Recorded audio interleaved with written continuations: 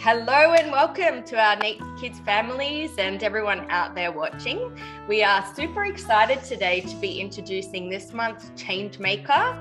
Twiggy Dawn is an incredible person that lives in Ravenshoe in our far north Queensland community, and she is a herbalist amongst many things, and she's going to be sharing that with us today. Our principle this month is creatively use and respond to change. And so Twiggy's going to be telling us about her life and in particular her workshops and her business of Alchemilla Herbals. So before I pass it over, I'm Tennille Christensen. This is Samantha Jurgens, and she's going to be asking the questions today. So thank you for joining us. Yeah, thank you so much, Twiggy, for joining us. Thanks, Toddy. So we'll just jump straight in, if you like. You want to tell us a little bit about yourself, Twiggy, and what you get up to for work and play? Well, plant medicine's really my jazz. It's my bread and my butter in my life. So yeah, kind of every waking moment and probably all of my dreaming moments too are spent just focusing on herbal medicine and just weaving that throughout everything, throughout my family life as a mum and a partner, and running my 4.2 acre permaculture farm here. Just plant medicine is pretty much what takes up my mind and my energy most of the time. So, and that's even woven through my community engagement with the community garden and holding different community circles and women's circles and things like that. It's kind of like everything that I do, I basically find a way to make it about plants.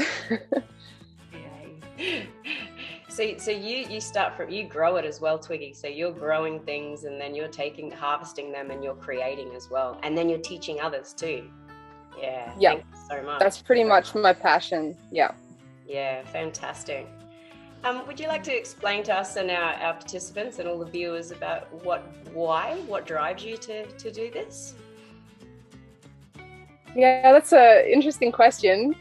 When I think about it, it's kind of like, would you ask a bird why it flies? It's just, it's the only thing really that makes sense to me.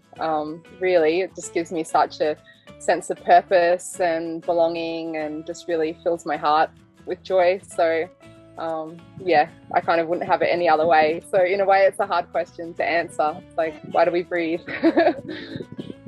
It's who you are. Yeah, wonderful. Thank you. As Toddy shared, our principle this month is creatively use and respond to change. Can you share with us how you use that principle in your life?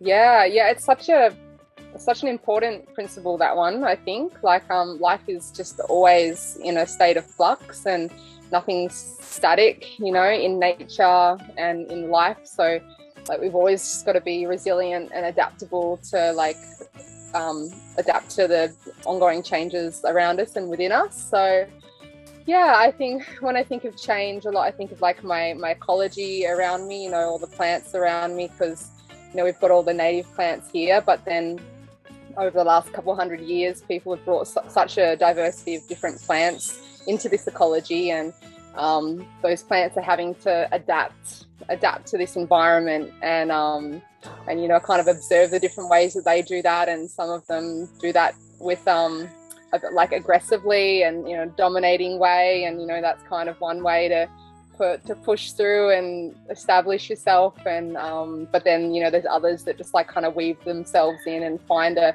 harmony within the ecosystem, and so I much prefer the more gentle way personally. But yeah, right now there's just so much change happening with COVID and everything that's kind of come from that, and so yeah, there's a massive change happening, and there's a lot of people that I speak to that are really wanting to return to a more natural way of living, to community living, self-sufficiency and sustainability and things like that. So I think one of the ways in my life right now that I'm finding to creatively respond to change is to offer the herbal education and be offering herbal remedies and plants and seeds, and just kind of encouraging and helping people to become more self-sufficient with their medicine, and and connecting to the earth. That's my role in it all. Yeah, beautiful. Yeah. Awesome. Thank you for doing that. Yes. Such an important role in our community. Yeah. just like you guys are doing that too. So thank you for what you're doing as well with the kids' nature care. Yeah, thank you. Well, on that, for our carers and our participants, is there, what advice could you give our participants in being earth carers? Yeah, got lots of good questions today. I think it's really important being earth carers to really identify with that, because, you know, I don't think it matters where your ancestors come from. You know, you don't have to be like from this land to identify as being a custodian of this land. And, you know, we're all custodians of the land that we stand on and the waters that we swim in. And I think that we all have a duty to take care and take responsibility for this earth. So, yeah, and that can be achieved in really simple ways, you know, in people's daily lives, like using natural organic products or minimizing wastage and growing our own food and medicine and things like that. Yeah, beautiful. Thank you. There's quite a few in there. Yeah. Little list. Yeah. And our last little official question before we move on to maybe some other interesting topics is, can you tell us what is one of your favorite things about nature?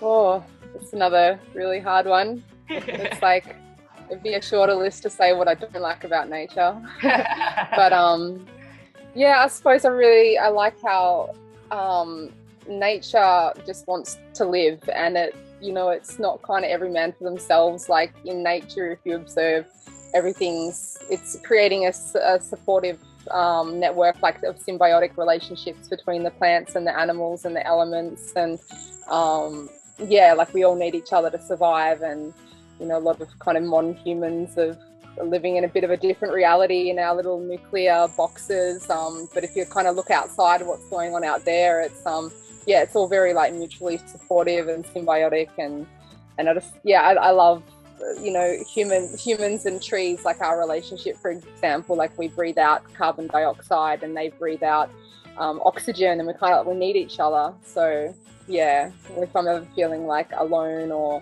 feeling unsupported, I just look at nature and, you know, like I'm a part of nature and we're all in this together.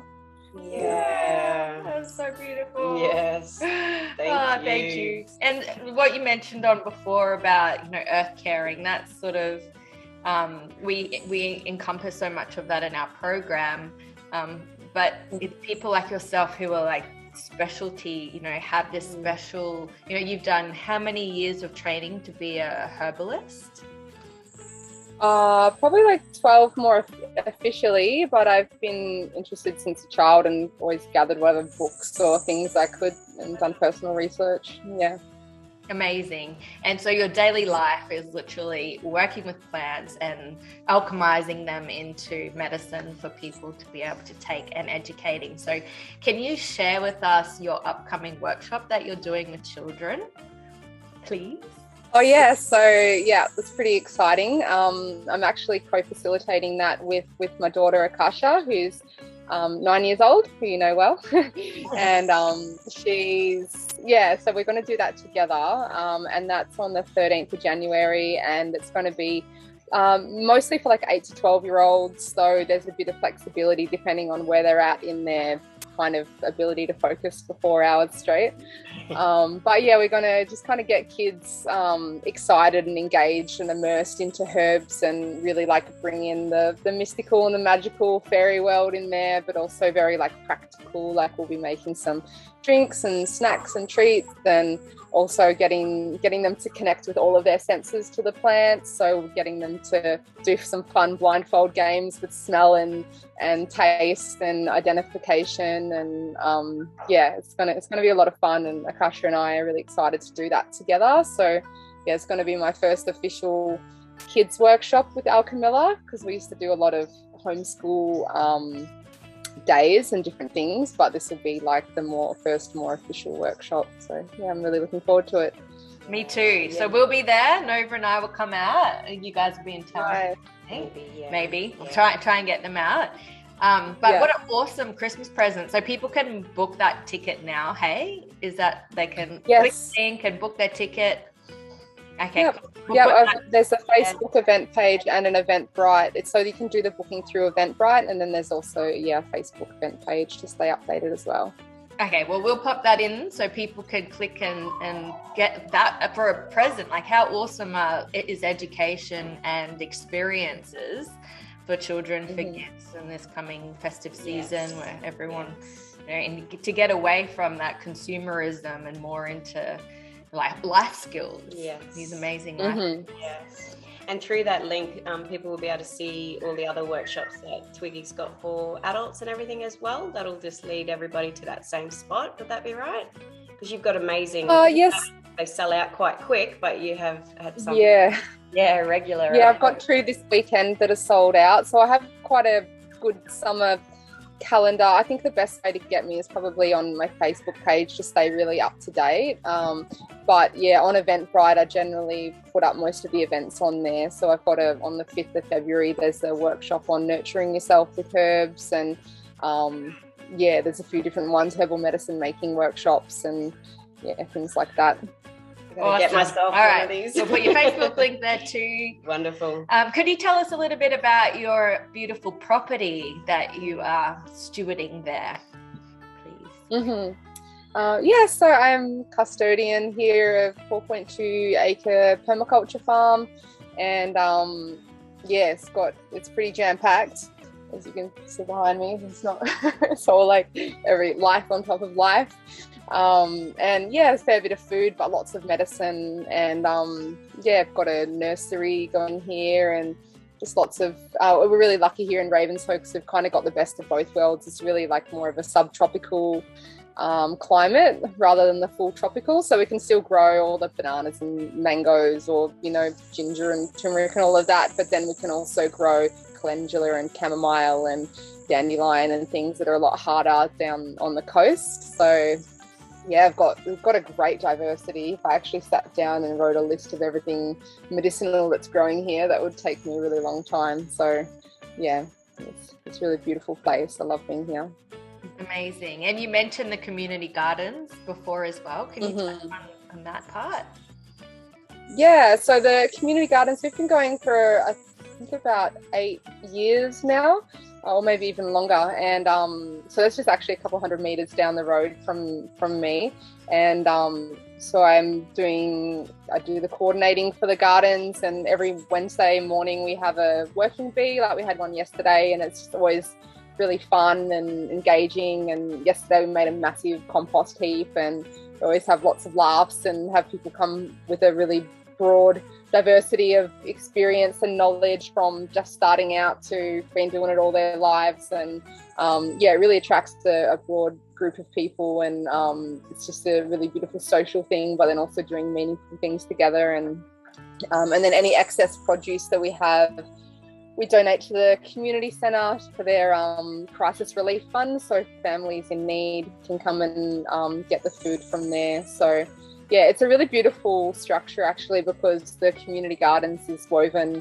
like all around the community centre and the youth shed and the elderly care and the Aboriginal Women's Corporation and lots of other little micro offices. Like, we're kind of just woven throughout all these different buildings in this like big hub that cares for people throughout all different stages of lives. And it's pretty a lot of counselling services and things there, so it's a real like hub energy that I feel like every town could benefit from having that kind of setup.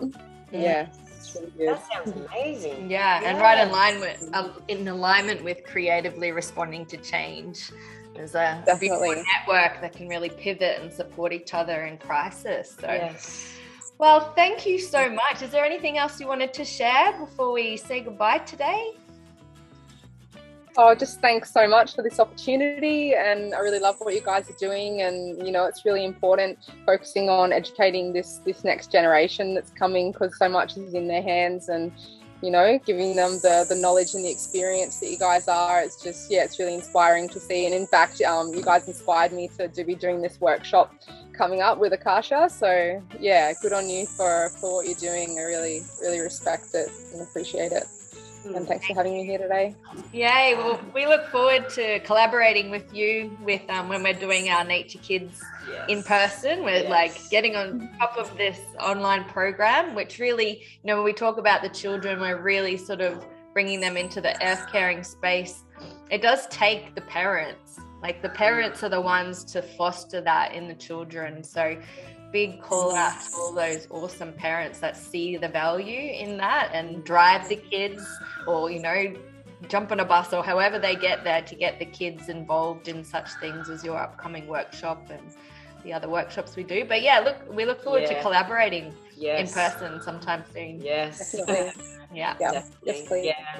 Yes. Thank you so much, Twiggy. It's been amazing chatting with you, and I too look forward to coming to your workshops real soon. Awesome. Cool. So until next time, keep playing.